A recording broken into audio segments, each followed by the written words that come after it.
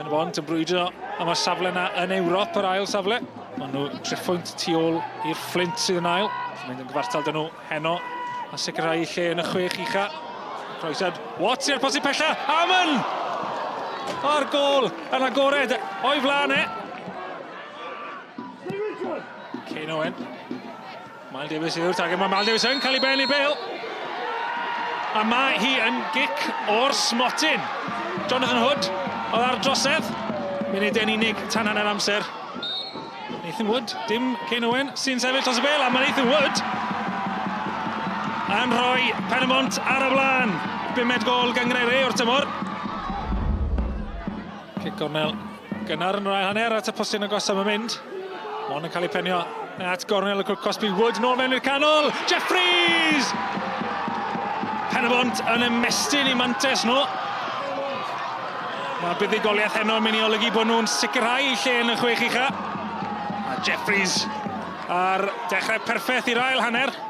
2 gol o fantes dy Pen-y-bont. Sean MacDonald, a Wood ar arwydd gofyn am y bil. George yn gweld y peryg. Ond mae George di gadael lle nawr. Lawr y chwith i Pen-y-bont, Clutton. Cam i fewn at Kane Owen! A Mike Lewis ar arbediad yn dyrnu mas am gic gornel. Gwych dan Mike Lewis. Kane Owen yn gofyn y cwestiwn. Pen-y-bont yn chwarae llawn hyder nawr. Cysdeir eilydd. A nat Wharton. Mae Dan Jeffries yn ei giro fe'n y bil. Ond mae Wharton nawr yn cael ergyd at Ashley Morris.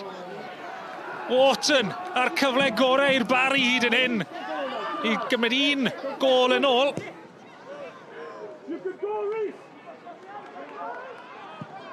Sean MacDonald lawr y llinell. Ond Mael Davies, ti amseru rediad yn dda. Mael Davies yn camu fewn i'r cwrt yn tynnu nôl. Mael Davies! Yn mynd i hunan! Ac yn gorffen yn wych. Campus gan Mael Davies. Yn mynnu y bil. Ac yn hawlio 3 gol Pen-y-bont o'r noson. A mae'n sicr nawr yn edrych fel bod nhw am sicrhau eu lle yn y 6 ucha eleni. Callum Sainty yn cario nawr. Callum Sainty. Tackle dda gan Ryan Reynolds. Wood. Bas left draws at Clutton. Clutton. Ac am fewn. Clutton! Mae'n 4 i ddim. A Clutton yn y munud ola yn coroni ail hanner perffaith i Pen-y-bont hyd yn hyn. Dan, 3 points, a goal and a clean sheet, a perfect night for a centre-back? Yeah, it's perfect. We're all over the moon with the performance.